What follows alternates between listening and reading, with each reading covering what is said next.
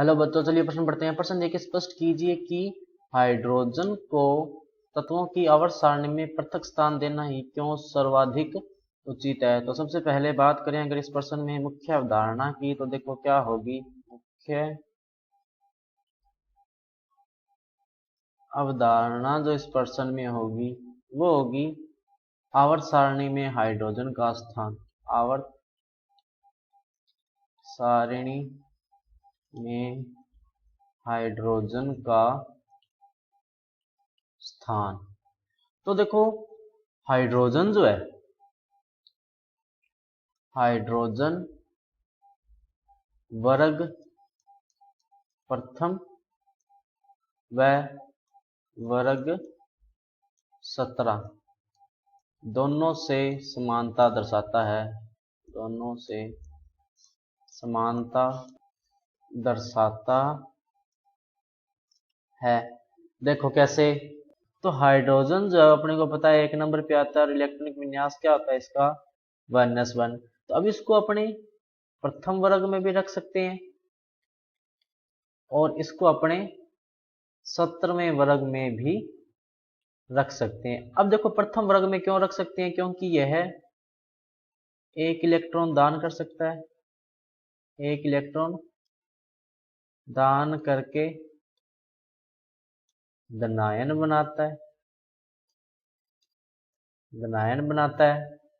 दूसरा ये कि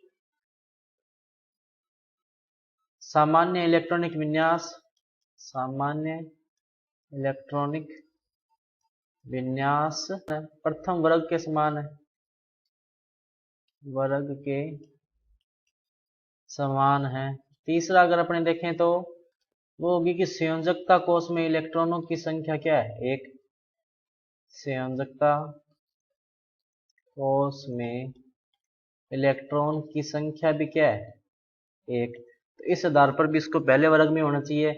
इसके विरुद्ध बात करें अगर अपने 17वें वर्ग में, ये क्यों होना चाहिए, क्योंकि 1 इलेक्ट्रॉन ग्रहण करके उत्कृष्ट गैस विन्यास बना लेता है। ये उत्कृष्ट गैस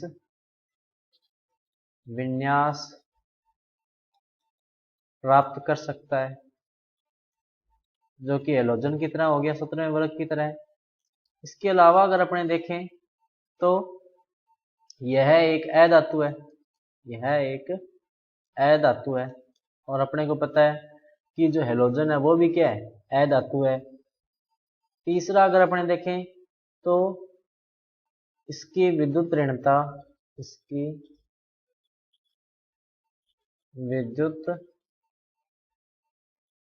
ऋणता धातुओं से अधिक होती है। धातुओं से अधिक होती है। तो बच्चों ये था आपका उत्तर। मैं आशा करता हूँ आपको समझ में आया होगा। धन्यवाद।